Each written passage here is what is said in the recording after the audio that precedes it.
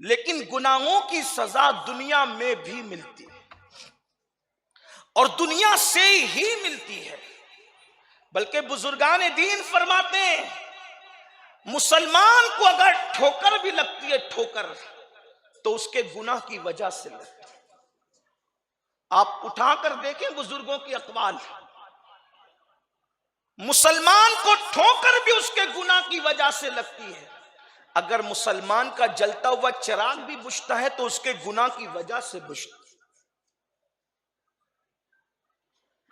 بلکہ آپ کو حیرت ہوگی اگر ہمارے جسم پہ کبھی سستی چڑھتی ہے سستی تو وہ بھی گناہ کی وجہ سے. سستی کا اثر بھی گناہ کی وجہ. بزرگان دین فرماتے ہیں انسان کی آنکھ پھڑکتی ہے نا آنکھ جو پھڑکتی گناہ کی وجہ. لوگ کہتے ہیں دائیں پھڑک رہی ہے تو یہ اور بائیں پھڑک رہی تو وہ یہ تمہارے قصے ہیں.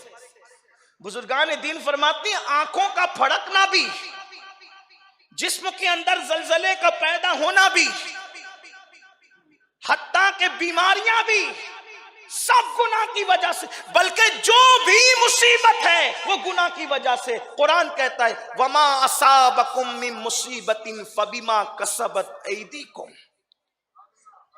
کہ تم پر جو بھی مصیبت آتی ہے وہ تمہارے اعمال کی وجہ سے وہ تمہارے گناہ کی وجہ سے. بلکہ آپ کو ایک اور حیرت انگیز بات بتاؤں. اگر توجہ آپ کی میری طرف ہے تو آپ میری طرف توجہ رکھیں. دائیں بائیں والوں کی طرح آپ توجہ چھوڑ دیں. ایک بار بلند آواز سے درود شریف پڑھیں. اللہ رب محمد صلی اللہ علیہ وسلم نحن عباد محمد صلی اللہ علیہ وسلم صلاۃ و سلام علیک یا رسول اللہ صلی اللہ تعالی علیہ وسلم. بلکہ جو ظالم حکمراں مسلط ہوتے ہیں حدیث پاک ہے وہ بھی گناہوں کی وجہ سے. اللہ کے رسول صلی اللہ علیہ وآلہ وسلم فرماتے ہیں کہ حدیث قدسی ہے. اللہ پاک ارشاد فرماتا ہے حدیث قدسی میں اللہ فرماتا ہے کہ میں ہی اللہ ہوں. اللہ کیا فرماتا ہے؟ اللہ کہتا ہے میں ہی الہ ہوں میں ہی خدا ہوں. بے شک مولا ہم گواہی دیتے لا الہ الا اللہ تو ہی اللہ ہے اور تیرے سوا کوئی عبادت کے لائق ہے ہی نہیں اور کوئی ہو بھی کیسے سکتا ہے کہ کوئی تیرا ہمسر ہی نہیں کوئی تیری مثال ہی نہیں ہے کوئی تیری طرح ہے ہی نہیں. ارے جب کوئی تیرے محبوب کی طرح نہیں ہے تو کوئی تیری طرح کیسے ہو سکتا. ہمارے امام کہتے وہ کمال حسن حضور ہے کہ گمان نقص جہاں نہیں یہی پھول خار سے دور ہے یہی شمع ہے کہ دھواں نہیں. میں نثار تیرے کلام پر ملی یوں تو کس کو زبان نہیں. وہ سخن ہے جس میں سخن نہ ہو وہ بیاں ہے جس کا بیاں نہیں. فصحاء عرب کے بڑے بڑے تیرے آگے یوں ہے دبے لچے کوئی جانے منہ میں زبان نہیں بلکہ جسم میں جا نہیں. تو یا رسول اللہ کروں تیرے نام پہ جا فدا نہ بس ایک جا دو جہاں فدا دو جہاں سے بھی نہیں جی بھرا کروں کیا کروڑوں جہاں ہے.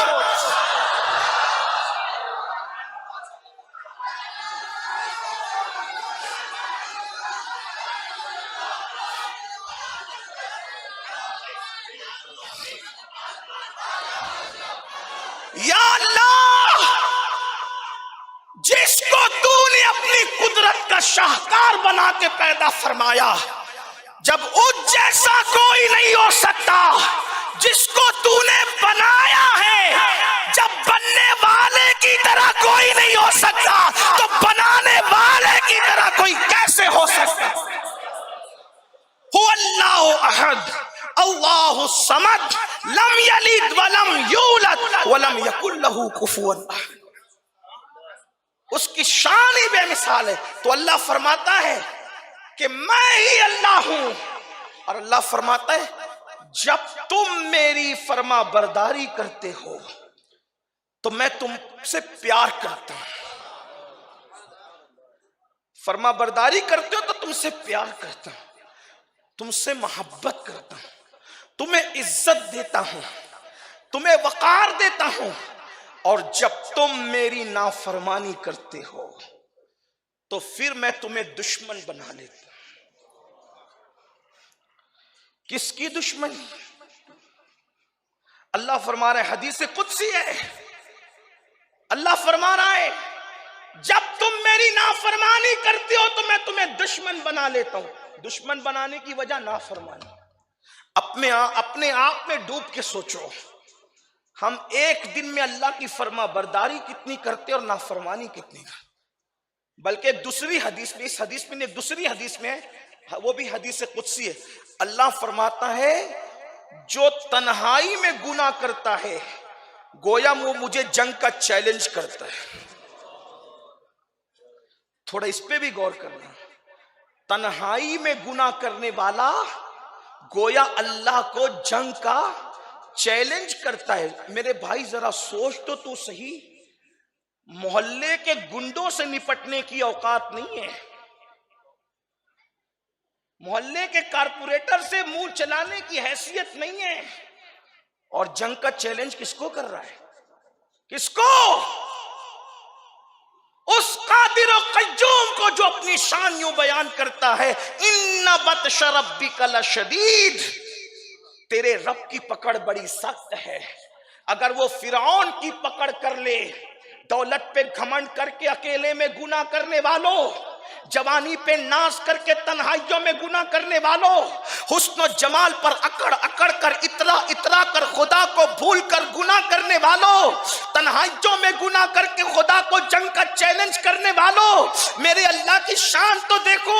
اللہ اکبر۔ میں یہ نہیں کہہ رہا ہوں معاذ اللہ کہ کوئی جان بوجھ کر خدا کو جنگ کا چیلنج کرتا ہے، واللہ کوئی کلمہ پڑھنے والا سوچ بھی نہیں سکتا یار ہم ولیوں سے نہیں لڑتے تو ہم لوگ اللہ سے جنگ کا چیلنج اللہ کو کیسے کر سکتے ہیں؟ لیکن حدیث تو ہے نا، اللہ کے رسول فرما رہے ہیں، حدیث قدسی ہے، حدیث پاک کا مفہوم ہے کہ جو تنہائی میں گناہ کرتا ہے گویا وہ اللہ کو جنگ کا چیلنج کرتا ہے۔ اللہ اکبر، اللہ اکبر۔ اللہ اس کے ساتھ اعلان جنگ فرما رہا ہے، اللہ اس کے ساتھ اعلان جنگ کر رہا ہے۔ کس کے ساتھ؟ جو اکیلے میں تنہائی میں گناہ کرتا ہو۔ مجھے بتاؤ اللہ کی پکڑ کیا ہے؟ اگر وہ فرعون جیسے کی پکڑ کر لے، اتنا بڑا بادشاہ کہلانے والا فرعون، جب میرا اللہ اس کی پکڑ کرتا ہے، آج صدیاں بیت گئی ہے فرعون کو، آج تک اس کو قبر نصیب نہیں ہوئی، بغیر قبر کے پڑا ہوا ہے، آج تک اللہ اکبر اس کو قبر نصیب نہیں ہے، بغیر قبر کے پڑا ہوا ہے، اور فرعون کی لاش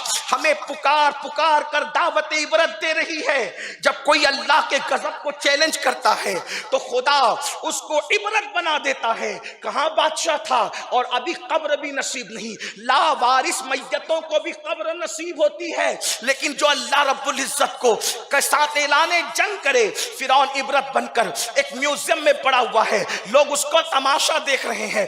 اللہ اکبر۔ اس لیے دولت پہ ناز نہ کرو، جوانی پہ ناز نہ کرو، قوت پہ ناز نہ کرو۔ اللہ کے بندو، گناہ کرنے والوں کے لیے اللہ فرماتا ہے جو گناہ کرتے ہیں میں ان کو اپنا دشمن بنا لیتا ہوں، اور پھر ان پر ظالم حکمراں مسلط کر دیتا ہوں، ان پر ظالم حاکم مسلط کر دیتا ہوں، ان پر ظالم لیڈر مسلط کر دیتا ہوں۔ اللہ فرماتا ہے اور ان کے دل میں تمہاری نفرت پیدا کر دیتا ہوں، نفرت جو تمہیں تکلیف پہنچاتے ہیں، تم پہ ظلم کرتے ہیں، اور جب تم گڑ گڑاتے ہو، دعا کرتے ہو، تو پھر اس وقت تو تمہاری دعائیں بھی قبول نہیں ہوتی۔ پھر اللہ فرماتا ہے پھر تم ان کے پاس گڑ گڑاتے ہو، تم ان کے پاس جا کے ہاتھ جوڑتے ہو، وہاں گڑ گڑاتے ہو۔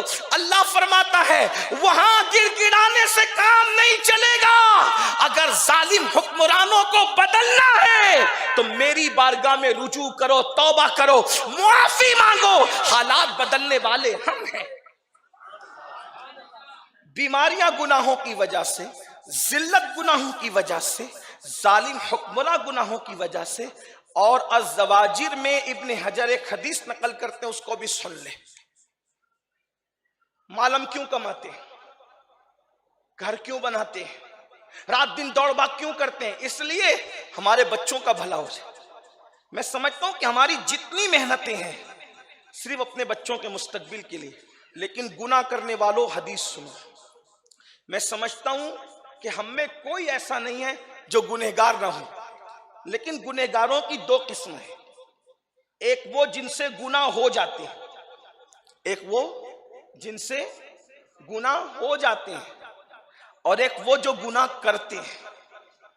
یہ جو مذمت ہو رہی ہے نا، گناہ ہو جانے والوں کی نہیں ہو رہی، गुनाह करने वालों की, क्योंकि गुनाह कोई बंदा ऐसा नहीं है कि जिससे गुनाह ना हो, लेकिन जिनसे गुनाह होते हैं वो फौरन नादिम होते हैं, शर्मिंदा होते हैं, तौबा करते हैं, अल्लाह को मना लेते हैं कि एक बंदा है वो गुनाह करना नहीं चाहता, हो गया। झूठ बोलना नहीं चाहता था, निकल गया। चोरी करना नहीं चाहता था, हो गई। बदकारी करना नहीं चाहता था, हो गई। ये वो लोग हैं जो नहीं चाहते और हो जाता है। वो तौबा भी करते, अल्लाह को मनाते भी, इस्तिगफार भी करते, है ना। बल्कि एक बात बताऊं, जो करना नहीं चाहते और उनसे हो जाए तो उनके लिए क्या है। अल्लाह के रसूल अलैहिस्सलाम अम्मा जान आयशा सिद्दीका से फरमाते हैं, आयशा कुछ गुनेगार ऐसे हैं जो बेहिसाब जन्नत में जाएंगे। आपने सही सुना, मैं जो कह रहा हूं क्या मफहूम के तौर पे पढ़ रहा हूं। कुछ गुनेगार ऐसे हैं, कुछ गुनेगार ऐसे हैं, कुछ गुनेगार ऐसे हैं जो बेहिसाब जन्नत में जाएंगे। कौन है वो गुनेगार? आका फरमाते हैं जिनसे गुनाह हो जाते हैं, करते नहीं है, हो जाते हैं, और वो तन्हाई में, अकेले में अपने गुनाहों को याद करके अल्लाह के खौफ से रोते हैं। ऐसे रोने वालों को अल्लाह बेहिसाब जन्नत अता फरमाए।